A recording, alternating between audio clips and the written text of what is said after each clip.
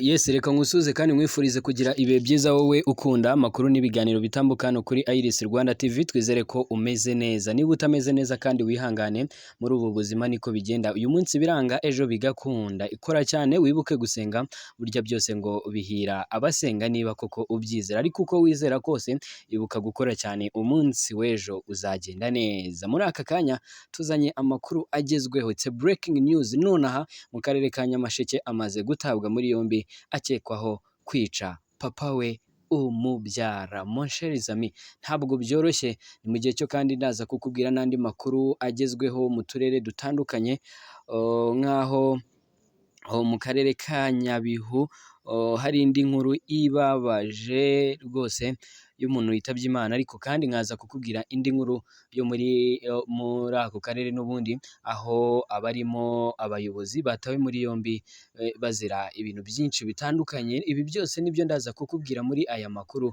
Icyo usabwa ni ugukora subscribe kugira ngo n'andi yose dutegura ujye uba uwa mbere uyabonye. Kora subscribe niba waranayikoze, ufungure notification kugira ngo ujye ubasha kuba uwa mbere ubona amakuru n'ibiganiro byose bitambuka hano kuri Iris Rwanda TV. Njye nitwa Jean Bosco Kabayisenga, irize wa release Iris Rwanda TV. Niba ushaka kwamamaza, twandikire kuri nimero ubona kuri description ya YouTube channel, hanyuma tukwamamarize neza cyane. Dukorera mu karere ka Musanze, tukumvikanira hirya no hino hatandukanye mu gihugu, imahanga hose tugerayo. Ndetse rwose reka mbonereho umwanya nsuhuze aba diaspora bose muri rusange. Ikaze rero ku buryo burambuye. Mu karere ka Nyamasheke yatawe muri yombi akekwaho kwica papa we umubyara. Umusore wo mu murenge wa Kanjongo mu karere ka Nyamasheke yatawe muri yombi akekwaho kwica ise, yarangiza akamutwika umubiri we akawuta mu bwiherero. Mu gitondo cyo kuri uyu wa kabiri tariki ya 14 Gicurasi 2024 nibwo uyu musore yatawe muri yombi n'inzego z'umutekano. Umuyobozi w'akarere ka Nyamasheke wungirije ushinzwe imibereho myiza y'abaturage, Mukankusi Atanazi, yabwiye igihe ko uyu musore yishe se ku cyumweru, ariko aya makuru akamenyekana kwa mbere tariki ya 13 Gicurasi 2024. Yavuze ko uyu musore akimara kwica se yamutwitse mu rwego rwo gusibanganya ibimenyetso, arangije amujugunya mu bwiherero. Akomeza avuga ko nyina w'uyu muhungu ari we wabibonye agahita atanga amakuru, aho uyu muyobozi yagize ati nyina yarabiketse ko umuhungu we ari we wabikoze, kuko umusaza yari amaze iminsi 2 abuze. Baza kubona umuhungu we arimo atwika ibintu, baza gukurikirana basanga ari we yajugunyaga mu bwiherero. Uyu muyobozi akomeza avuga ko uyu musore yari afitanye amakimbirane na se ashingiye ku mitungo. Yongeyeho ko nyuma yo kuburirwa irengero mu gitondo cyo kuri uyu wa kabiri, uyu mugabo uyu musore nyine watwitse papa we akamuta mu bwiherero, kuri uyu wa kabiri yatawe muri yombi, ndetse ubu afungiye kuri sitasiyo ya RIB ya Kanjongo. Mbega inkuru mana nyagasani! Njye narababwiye ngo hari inkuru njya gukora nkibaza, ni inkuru zabereye mu Rwanda. Vuga ni bo inshuti zacu, abantu badukurikirana umunsi ku munsi, ntibaraza kugira ngo ni inkuru tweditinze, ni inkuru twahimbye. Man, ntabwo izi nkuru mba nazihimbye. Ni ukuri guys, mujye ku kinyamakuru Igihe murebe iyi nkuru rwose iriho.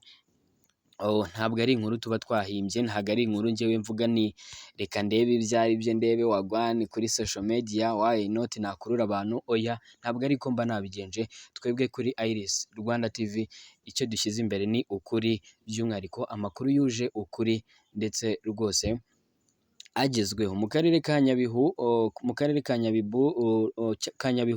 urwego rw'igihugu rw'ubugenzacyaha RIB rwafunze abakozi 2 b'umurenge bazira ibirimo kumena ibanga ry'akazi. Urwego rw'ubugenzacyaha RIB rwataye muri yombi abakozi 2 bo mu murenge wa Shyira mu karere ka Nyabihu, rubakurikiranyeho icyaha cyo gusaba indonke no kumena ibanga ry'akazi. Aba bakozi bafunzwe tariki ya 8 Gicurasi 2024.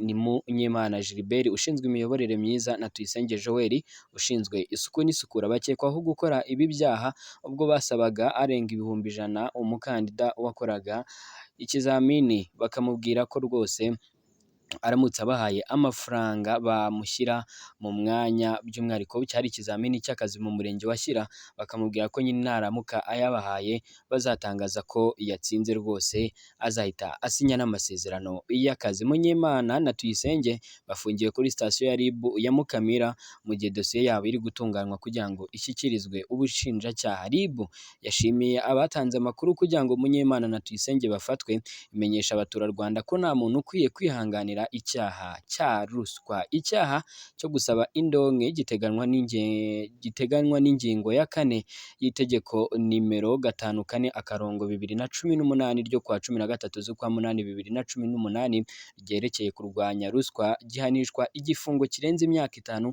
ariko kitarenze imyaka 7 n'ihazabu y'amafaranga y'u Rwanda yikubye inshuro kuva kuri 3 kugeza kuri 5 z'agaciro k'indonke yasabwe kugira ngo yakirwe. Naho icyaha cyo kumena ibanga ry'akazi gihanwa n'ingingo ya 158 y'itegeko nimero 68/2018 ryo kuwa 30 z'ukwa 8/2018 riteganya ibyaha n'ibihano muri rusange, gihanishwa igifungo kuva ku mwaka ariko kitarenze imyaka 2 n'ihazabu y'amafaranga y'u Rwanda kuva kuri miliyoni 2 ariko atarenze miliyoni 3. Guys, ntabwo biba byoroshye, ntuzabone uri mu mahoro ngo utekereze ko abantu bose bari mu mahoro. Ngira ngo umunsi ku munsi ngenda ngusomera amakuru, ngaho RIB yataye muri yombi aba n'aba, ngaho amazi yatwaye aba n'aba, ngaho byagenze gutya. Ngira ngo mu gitondo cya kare nabyutse ngusomera amakuru y'umugabo wa depite, uyu nguyu nawe watawe muri yombi azira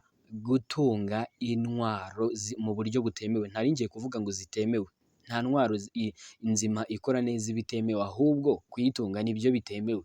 Ubundi mu Rwanda hari amategeko amwe n'amwe, hari amabwiriza amwe n'amwe agenga ku muntu wese waba wemerewe gutunga imbunda cyangwa se n'ibindi bikoresho byose bigendanye nabyo, ariko ayo mategeko iyo atubahirijwe uba wishe itegeko. Ndetse bamwe mu bayobozi bakunda gutangaza ko biragoye cyane, icyiza ni uko wareka kuzitunga, ariko kandi niba wemerewe ushaka no kuyitunga genda waka ibyangombwa, polisi y'igihugu irabitanga. Guys, uyu mugabo naje kubibabwira depite, naje kubabwira amakuru ibintu ntabwo biba byoroshye hirya no hino. Rero mujye mwitwararika rwose. Ngira ngo ni byinshi biba biri kugenda bivugwa hirya no hino.